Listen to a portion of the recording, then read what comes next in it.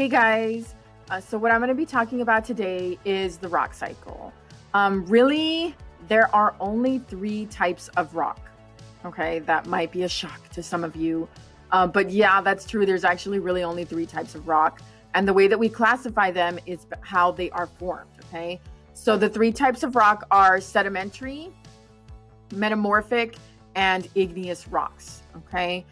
So what I'm going to do is I'm going to go through the steps here and how they transform from one to the other. Sedimentary rock is made from sediments. So you'll notice that the arrow that's going to sedimentary rock comes from sediment. So sediment is basically a fancy word for dirt. It's the scientific word for dirt. You're not supposed to use the word dirt. You're supposed to use the word sediment. So when we have sediment, if it gets compacted and cemented together, it becomes sedimentary rock. So what does that mean? Compaction means to squeeze. Cementation means to glue together. So if we compact or squeeze sediment and glue it together or cement it together, it becomes sedimentary rock. Notice I can weather and erode that rock and it becomes sediment again. Look at all of the green arrows. All of the rocks can become sediment again as long as they undergo weathering and erosion. They become sediment. And then again, they can become sedimentary rock. Let's move on to metamorphic rock. So metamorphic rock has to undergo heat and pressure. Look at the kind of greenish, yellowish arrows that they go towards metamorphic. They both say heat and pressure. So metamorphic rock also has to get compacted or squished, just like sedimentary does, but it also has to have heat. Now, it cannot have too much heat. If it has too much heat, then it melts and becomes igneous. So it's just a little bit of heat in order for it to become metamorphic rock.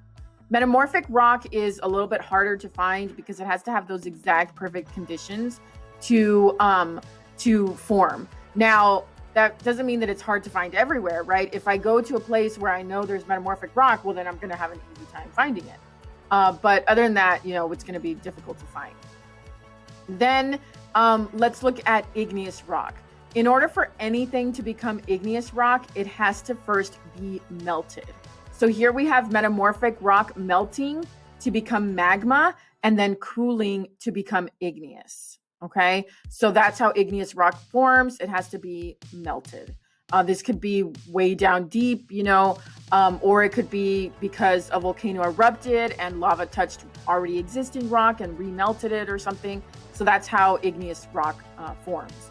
Now, I could also have an arrow going from sedimentary rock to become melting and becoming igneous as well. It's just that this picture is not including that arrow. But sedimentary rock, as long as it melts and becomes magma or lava and then cools, it can also become igneous rock.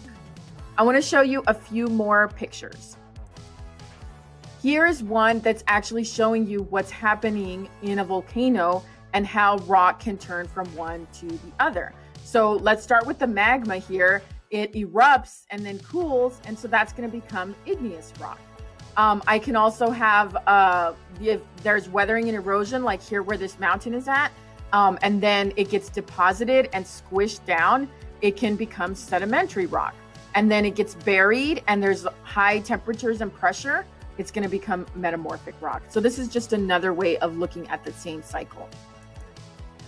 Here's another picture that is very simple, but it's got those arrows that are labeled as well. And any rock can turn into any other type of rock as long as it undergoes the right steps. Here's another pretty simple one that I like because it shows the sediment. This one's also missing the arrow from sedimentary to magma, which is possible. The reason that I'm showing all of these to you is because I want you to know that there's lots of different ways of viewing this. It just depends on how the person who made the graphic designed it.